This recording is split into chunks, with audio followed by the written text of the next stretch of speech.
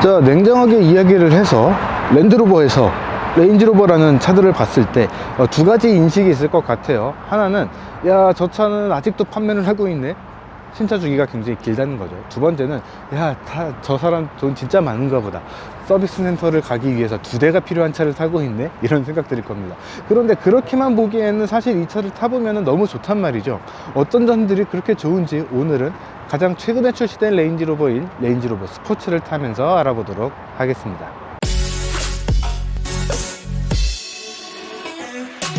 자, 여러분 안녕하세요. 카메거진 최정필 기자입니다. 방금 말씀드린 것처럼 오늘의 주인공은 랜드로버의 가장 최신 모델인 레인지로버 스포츠입니다. 바로 작년이었을 거예요. 작년 이맘때쯤이었던 것 같은데, 그때도 레인지로버 모델을 시승을 하면서, 야, 이게 직접 타보니까 상당히 좋다, 적어도 시승을 하는 동안에는 서비스 센터에 갈 만한 그런 일이 생기지 않았기 때문에 그거는 잘 모르겠지만 부럽다 라는 생각이 많이 들었던 그런 차를 시승을 했습니다. 이 레인지로버 그리고 레인지로버 스포츠하고의 차이점에 대해서 조금 설명을 드리면서 시작을 해야 될 것 같은데, 레인지로버가 조금 더 하이엔드 럭셔리한 것들을 강조를 하는 차로서 포지셔닝을 하고 있다라고 한다면은, 이 레인지로버 스포츠는 그런 것들에서, 그 모델에서 조금 럭셔리한 것들을 아주 조금만 빼고 스포티한 거, 액티비티한 거, 퍼포먼스, 그런 것들을 조금 더 강조를 한 그런 모델이다 라고 이야기를 할 수 있을 것 같아요. 이런 성격의 차이뿐만 아니라 디자인에 대한 차이도 조금씩 있는데, 그런 차이점들이 이 레인지로버 스포츠를 어떤 이미지로 만들었는지 하나씩 살펴보도록 하겠습니다. 일단 디자인에 대해서 살펴보게 되면은, 딱 앞에서 봤을 때 차이점, 얼핏 봤을 때는 그런 차이점들이 잘 안 느껴질 수도 있겠다라는 생각은 들기는 해요. 저 같은 경우에도 딱 뒷모습을 봤을 때가 아니라면은 딱 앞모습 혹은 정측면에서 봤을 때는 레인지로버와 이 레인지로버 스포츠의 차이점이 크게 와닿지는 않거든요. 물론 세세하게 파고들게 되면은 명확한 차이가 있기는 합니다. 하지만 그런 정도로 크게 차이가 느껴지지 않을 정도로 이 레인지로버 스포츠도 충분히 고급스럽고 또 그런 것들을 잘 강조를 하고 있는 그런 디자인이다 라고 이야기를 할 수가 있는 거죠. 뭐 차이점이라고 한다면은, 뭐 그릴과 헤드램프를 기준으로 이 아랫부분에서의 디자인 차이가 좀 있다, 이렇게 이야기를 할 수가 있을 것 같은데, 레인지로버 같은 경우에는 아무래도 하이엔드 럭셔리한 것들을 강조를 하는 차다 보니까 굉장히 매끄럽고 잘 마감이 되어 있는, 잘 다듬어진 그런 형태의 디자인들을 가지고 있었다 라고 할 수가 있거든요. 하지만 이번 레인지로버 스포츠 같은 경우에는 범퍼 하단에 이런 립 같은 경우에도 조금 더 튀어나와 있는 그런 형태가 적용이 됐고, 요 범퍼 아래쪽, 요 휠 쪽으로 지나가는 요 공기 구멍들 같은 경우에도 실제로는 좀 막혀 있고 조금씩 구멍들이 뚫려 있긴 하지만 이런 부분에서도 디자인이 조금 더 과격한 스포티한 그런 디자인들을 적용을 해주면서 조금 더 와일드한 그런 이미지들을 만들어 놨다라는 겁니다. 그럼에도 아까도 계속 말씀을 드렸지만, 기본적으로는 레인지로버하고 상당히 비슷한 형태를 갖추고 있기 때문에 굉장히 고급스럽고 웅장하면서도 품격 있는 그런 모습들을 갖추고 있다, 이렇게 설명을 할 수가 있는 거죠. 뭐 그런 디자인적인 측면 말고도 기술적인 측면에서도 상당히 똘똘한 그런 구성들을 갖추고 있습니다. 헤드램프가 대표적이라고 할 수 있을 것 같은데, LED 램프가 작용이 되어 있어요. 양쪽을 합쳐서 한 38,000개 정도, 굉장히 다양한, 굉장히 많은 개수의 LED가 장착이 되어 있어서 도로에서 특히 야간에 주행을 할 때 주행 환경에 따라서 빛을 굉장히 골고루 비춰주는, 그래서 명확한 시야를 확보를 해줄 수 있는 그런 기능들도 장착이 되어 있고요. 기본적으로는 레인지로버의 최상위 모델에 해당을 하는 그런 모델 중에 하나이기 때문에 오프로드라든가 뭐 주행 성능이라든가 사고를 높낮이를 조절을 해주는 그런 에어 서스펜션, 그런 것들도 골고루 장착이 되어 있는 그런 모습들을 확인을 할 수가 있죠. 그 외에도 그릴 위쪽에 장착이 되어 있는 이런 가니쉬 분들, 옆쪽에 달려있는, 팬더 쪽에 달려있는 이런 가니쉬들을 통해서도 레인지로버하고 레인지로버 스포츠는 추구하는 바가 다르다라는 것들을 이 인상적인 것들, 시각적인 요소로서 좀 차이를 두고 있다, 이렇게 이야기를 할 수가 있습니다. 자, 뒷모습은 레인지로버 그리고 레인지로버 스포츠 두 모델 간의 차이점을 가장 명확하게 느낄 수 있고 또 확인을 할 수가 있는 그런 포인트라고 생각이 됩니다.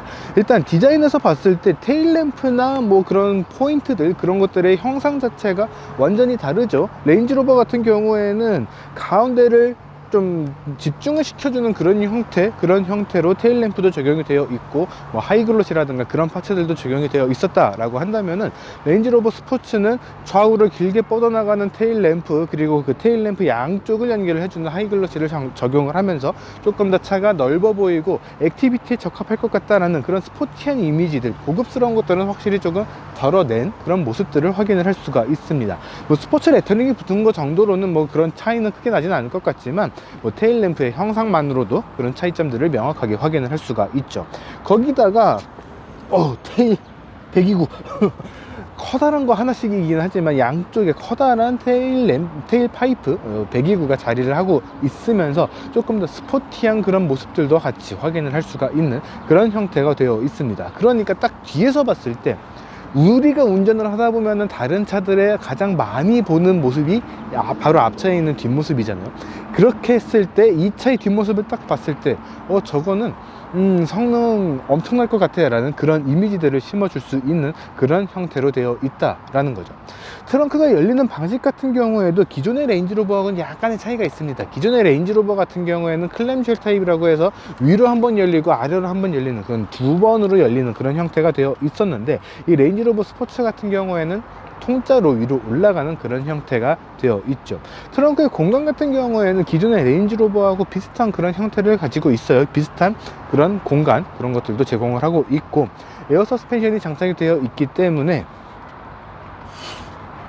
이렇게 높은 차의 높이에도 부담 없이 사용을 할 수가 있도록 차의 높이를 쭉쭉쭉쭉 낮춰줄 수가 있죠. 물론 높일 때도 상당히 위로 많이 높일 수가 있기 때문에 그런 것들을 활용을 한다면은 이렇게 큰 차에도 불구하고 트렁크의 활용은 굉장히 수월하다라고 이야기를 할 수가 있습니다.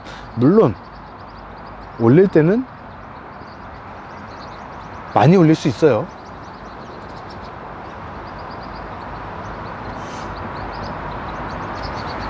이렇게까지 올려두면은 쓰기는 좀 불편하기는 하겠죠. 하지만 뭐 상황에 따라서, 도로 상황에 따라서, 혹은 산 속에서 갑자기 뭐 트렁크에서 무언가를 꺼내야 되는데 이쪽이 좀 너무 낮다, 뭔가가 방해를 하고 있다라고 했을 때는 이렇게 높일 수도 있다는 점도 참고를 하시면 될 것 같습니다. 트렁크의 공간에 대한 활용은 레인지로버하고 똑같기 때문에 이렇게 뭐 분리막도 사용을 할 수가 있고, 분리막 안쪽에도 이렇게 스트랩들이 자리가 되어 있기 때문에 다양한 형태로 활용을 할 수가 있어요. 그렇기 때문에 활용성만큼은 그 어떤 차하고 비교를 해도 절대 부족하지가 않다, 이렇게 정리를 할 수가 있겠네요. 자, 이번에는 이 레인지로버 스포츠의 운전석으로 들어와 봤습니다. 실내를 한번 살펴볼 건데요. 기존의 레인지로버하고 조금 비교를 했을 때 비슷한 측면이 있으면서도 두 모델이 명확하게 실내가 조금 다르구나, 이런 느낌들도 또 조금 받을 수 있을 것 같습니다. 대표적인 요소들이, 일단은 실내에 적용되어 있는 소재들 같은 것들을 보게 되면 굉장히 고급스럽습니다. 랜드로버 자체가 조금 좀 럭셔리한 것들을 강조를 하는 그런 브랜드이기도 하지만, 그 안에서도 이 레인지로버라고 하는 이 라인업들은 더더욱 더 그런 것들에 포커스를 맞춘 그런 라인업이라고 할 수가 있거든요. 디펜더 같은 경우에는 완전 오프로드, 디스커버리 같은 경우에는 액티비티, 이런 것들에 포커스가 맞춰져 있는 것과는 확실하게 차이가 있는 그런 브랜드, 그런 라인업이라고 할 수가 있고, 또 그런 안에서 비록 스포츠라는 이름이 붙기는 했지만 그래도 최상위에 속해져 있는 이 레인지로버 라인업 중에 하나다 보니까 그래도 상당히 고급스러운 그런 실내 구성들을 가지고 있다라는 겁니다. 그래서 스티어링 휠에 적용되어 있는 가죽이라든가 뭐 도어 트림, 뭐 이런 센터 패시아 이런 데 들어가 있는 소재들, 이런 소재들을 하나하나 만져보게 되면은 굉장히 부드러우면서도 손에 잘 감기고, 크게 이질감이나 뭐 그런 것들이 아니라 딱 촉감부터 상당히 고급스럽다, 이런 느낌들이 들게 되는 그런 소재들이 많이 적용이 되어 있다라는 것들을 느낄 수가 있는 거죠. 그렇기 때문에 이 레인지로버 스포츠도 기본적으로는 레인지로버하고 준하는 그런 느낌들을 전달하는구나, 이런 것들을 확인을 할 수가 있습니다. 그렇기 때문에 뭐 적용되어 있는 인포테인먼트 시스템이라든가 풀 디지털 이 클러스터라든가 이런 요소들, 그래픽이라든가 디스플레이라든가 조작 부분이라든가 이런 것들이 레인지로버하고 비교를 했을 때 어느 것 하나 부족함도 없고 차이점도 크게 느껴지지가 않는 그런 요소들이 있다라는 거예요. 그럼에도 불구하고 기존의 레인지로버하고의 차이점이 무엇인가라고 하면은 요 가운데 부분들 이렇게 주행을 하면서 특히 조금 더 퍼포먼스나 스포티한 주행을 한다라고 했을 때, 혹은 액티비티한 드라이빙을 한다라고 했을 때 조금 더 사용하기 편리한 그런 구성들로 되어 있다라고 할 수가 있는 겁니다. 대표적인 게 이제 컵홀더, 그리고 이제 무선 충전 패드 이런 부분들, 그리고 추가적인 수납 공간들, 이런 부분들은 아닐까 싶거든요. 기존의 레인지로버 같은 경우에는 이제 기어 노브라든가 이제 공조 장치를 컨트롤하는 컨트롤 패널이라든가 그런 것들은 뭐 대체로 비슷한 위치에 장착이 되기는 했지만, 컵홀더가 이 기어 노브 앞쪽에 장착이 되어 있었어요. 하지만 이번 이 레인지로버 스포츠에서는 이런 것들이 다 뒤쪽으로 빠지게 됐고요. 무선 충전 패드가 디스플레이, 인포테인먼트 디스플레이 아래쪽으로 위치를 옮겼습니다. 이쪽으로 옮기게 되면서 사실 좀 장단점이 있기는 해요. 한번 이게 넣게 되면은 잘 안 보이고 또 이 안에서의 이제 움직임에 대한 갭도 상당히 크기 때문에 이 안에 넣어놨을 때 어느 순간 무선 충전이 잘 안 되는 그런 요소들도 있기는 하거든요. 그런데 다르게 이야기를 하면은 넣어놓고 신경을 안 써도 되는 위치에 있다 라고도 설명을 할 수 있을 것 같습니다. 뭐 장단점이라면 장단점이고 뭐 차이라면 차이인데, 개인적으로는 일반적인 도로 환경에서 쓰기에는 약간 좀 불편한 그런 요소들이 조금 있다, 뭐 이렇게도 설명을 할 수가 있을 것 같습니다. 요 컵홀더 쪽은 2단으로 나뉘게 되거든요. 일단 첫 번째로는 이제 컵홀더가 장착이 되게 되고, 이 컵홀더 부분을 뒤쪽으로 밀게 되면은 조금 더 깊은 수납 공간들이 장착이 되어 있어요. 이 안쪽 같은 경우에는 이제 냉장고 온열 기능은 없지만 이제 냉장 기능이 2단으로 조절이 되는 이제 수납 공간이 자리가 되어 있어서, 저 같은 경우에는 지금 마스크를 잠깐 넣어 놨는데 한 30분 넣어 놨나요?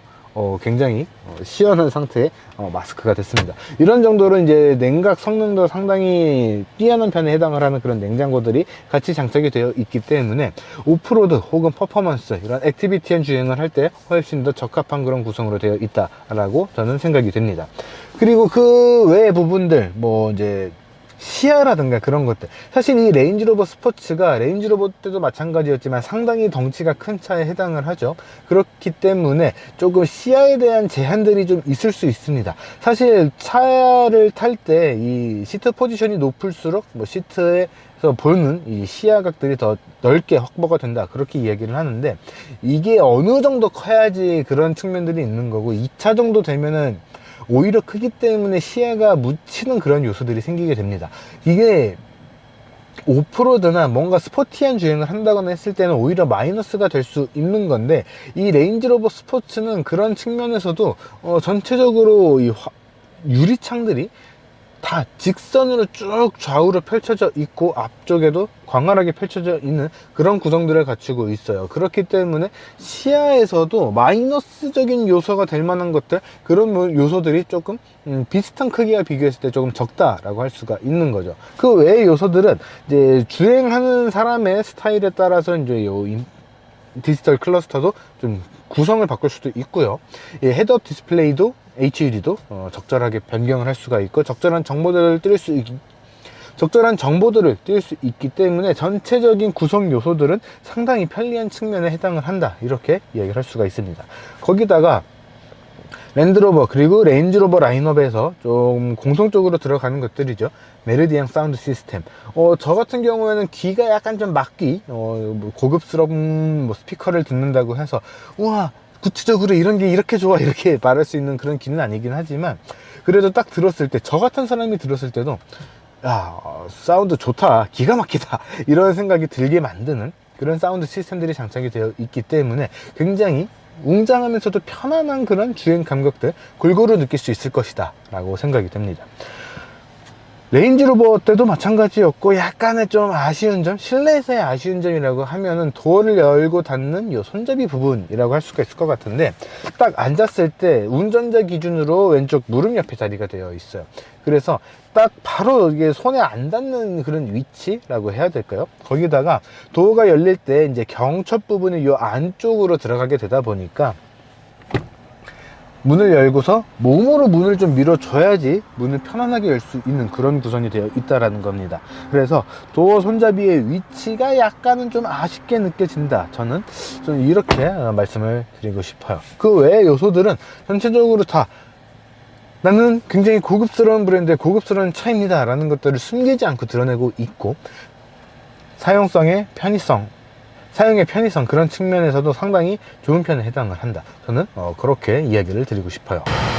오우씨, 햇빛이 상당히 센데 자, 이번엔 2열로 들어왔습니다. 2열 같은 경우에는 1열보다는 조금 더 레인지로버하고 좀 차이가 크게 느껴질 것이다 라고 생각이 되는데요. 그래도 마찬가지로 기본적으로는 상당히 고급스러운 소재들, 그리고 넉넉한 공간들을 잘 갖추고 있기 때문에 스포츠라는 이름이 붙기는 했지만 의전용 혹은 럭셔리한 그런 것들을 강조를 하기 위한 용도, 어떤 용도로든 충분히 사용을 할 수가 있는 그런 구성들을 갖추고 있다. 저는 이렇게 이야기를 하고 싶어요. 자, 그럼에도 기존의 레인지로버의 차이점이라고 한다면 이 가운데 부분이 가장 크지 않을까 싶어요.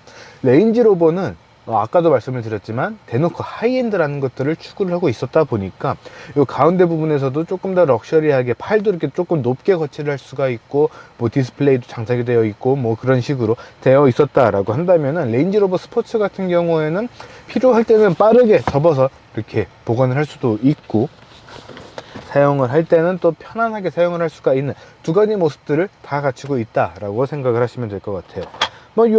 이쪽에 장착되어 있는 것이라고 하면은 두 개의 컵홀더, 그리고 낮은 이제 요 수납 공간, 요 수납 공간 같은 경우에는 앞에 장착이 되어 있는 요 디스플레이하고 연결할 수가 있는 HDMI 포트까지 장착이 되어 있습니다.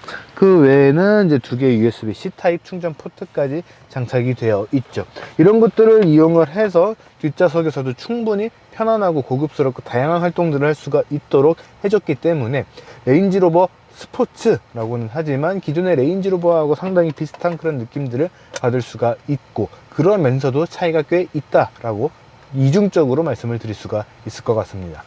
이 디스플레이 같은 경우에는 사실 이 HDMI 포트를 연결을 하지 않으면 크게 사용을 할 만한 요소들이 없기는 해요. 뭐 이제 다양한 뭐 이제 언어 설정도 가능하고, 헤드셋을 이용을 해서 뒷자리에서 이제 노트북과 뭐 좀 연동을 해야 될 것 같기는 하지만 그런 것들도 가능한데, 뭐 그 외에 뭐 내비게이션에 화면이 보인다거나 뭐 내비게이션으로 이제 목적지를 설정을 하면은 그 정도는 보이지만 그 외의 부분들, 뭐 인포테인먼트를 어떻게 한다던가, 뭐 이 뒷좌석에서 전용 콘텐츠를 어떻게 따로 다른 것 연결 없이 사용을 한다거나 그런 것들은 좀 불가능하기 때문에 그런 측면에서는 약간 좀 아쉽다, 뭐 좀 제한이 있다, 뭐 그렇게 이야기를 할 수가 있을 것 같습니다. 그 외에도 뭐 뒷좌석을 위한 이제 공조기 컨트롤러 장착이 되어 있고, 뒷좌석에서도 통풍 시트, 열선 시트가 동시에 작동이 되는 그런 시트들이 장착이 되어 있기 때문에 굉장히 고급스러운 것들에 있어서 많이 강조를 했다, 이렇게 설명을 할 수가 있을 것 같아요. 자, 이번에는 이 레인지로버 스포츠 직접 주행을 해보도록 하겠습니다. 세부 트림에 대해서 아직 말씀을 안 드렸던 것 같은데, 세부 트림은 P380 오토 바이오그래피라는 트림이에요. 어떤 트림이냐, 레인지로버 스포츠 중에서도 최상위에 해당을 하는 그런 트림이다, 이렇게 말씀을 드릴 수가 있습니다. 그런데 최상위 트림이라고는 했지만, 그리고 이제 레인지로버의 특성들이 좀 그렇기는 하지만 파워트레인이 하나 빼고는 다 똑같아요. 하나 같은 경우에는 이제 D300이라는 이제 트림이라서 이제 디젤 엔진이 장착이 되어 있는 그런 모델이고, 나머지는 다 P380, 360, P360이라는 이제 가솔린 엔진이 장착이 되어 있는 모델입니다. 그 중에서 오토바이오그래피 레인지로버 안에서는 유명하죠. 최상위 트림에 해당을 하는, 조금 더 그 안에서도 더 럭셔리한 것들을 강조를 한 그런 모델이라고 보시면 됩니다. 그렇게 돼서 직렬 6기통, 그리고 이제 직렬 6기통 인제니엄 엔진이죠. 거기다가 이제 8단 자동 변속기 장착이 됐고, 그렇게 해서 발휘를 하는 성능이 퍼포먼스를 강조하는 스포츠 모델 치고는 약간 좀 약한데 라고 생각을 하실 수도 있어요. 혹은 역시 스포츠에 준하는 강력한 힘을 발휘를 하는데, 이런 생각도 들 수가 있습니다. 마력은 최고 출력 360마력, 그렇기 때문에 이제 P360이라고 붙는 거거든요. 360마력을 발휘를 하고요.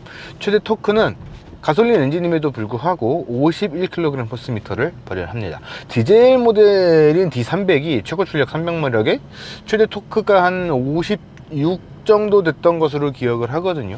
그렇게 이제 조금 이제 차이가 약간씩 있기는 하지만 큰 차이가 나지 않는다. 그냥 가솔린이냐 디젤이냐 정도에 따라서 좀 취향에 따라서 선택을 할 수가 있는 그런 구성을 해놨다라고 할 정도로 출력의 갭이 별로 없다라는 거죠.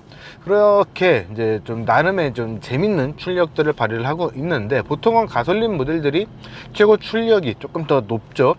근데 최고 출력을 조금 낮췄다라는 거는 이제 최대 토크를 발휘를 하기 위해서, 랜드로버, 그 중에서도 레인지로버라는 이 브랜드에 걸맞는 그런 성능들, 그런 것들을 만들기 위해서 약간의 출력 손실을 감수를 했다, 이렇게 봐도 될 것 같습니다. 이 레인지로버 스포츠와 관련해서 가장 많이 이제 받는 오해 중에 하나가 아마 저거일 것 같아요. 레인지로버를 사기에 약간 돈이 딸려서 좀 염가형으로 사는 모델이다. 그렇기 때문에 레인지로버 스포츠는 그렇게 막 고급스럽거나 그 고급스러운 승차감들을 전달을 해주지 못할 것이다. 약간 좀 그런 오해들이 있더라고요. 왜 그런지는 잘 모르겠어요. 근데 사실 타보면은, 그리고 이제 이게 레인지로버에서 이야기를 하는 거, 랜드로버에서 이야기를 하는 걸로는 두 개의 성향이 완전히 달라요. 그냥 레인지로버 같은 경우에는 아예 하이엔드 SUV를 추구를 하고 있기 때문에 뭐 퍼포먼스 뭐 달리려면 달리기는 하지만 조금 더 부드러운 승차감, 더 편안한 승차감, 더 고급스러운 승차 경험, 이런 것들에 포커스를 맞춘다고 하면은 이 레인지로버 스포츠는 조금 더 달리는 맛이 있는 그런 차의 이제 성격을 갖고 있거든요. 이게 그냥 이제 우리나라에서 일반적으로 타볼 수 있는 도로, 그런 도로에서 타보면은 별로 느낌이 잘 안 와요. 그럴 정도로 이 레인지로버 스포츠도 기본적으로는 상당히 좀 정숙하고 편안하고 그런 것들을 느낄 수 있는 그런 승차감들을 구현을 해놨기 때문이 첫 번째 이유고, 두 번째는 우리나라 도로 아시잖아요. 굉장히 심심한 도로들만 가득 차 있기 때문에 그런 것들을 느낄 수 있을 만큼 차를 밀어붙여 볼 수 있다, 그런 도로가 없거든요. 그렇기 때문에 국내 도로에서 탄다라고 하면은 조금 별 차이 없는데 그냥 조금 더 싸대니까 저거 산 거 아니야? 그런 생각을 충분히 할 수 있는 그런 시장 환경이기는 합니다.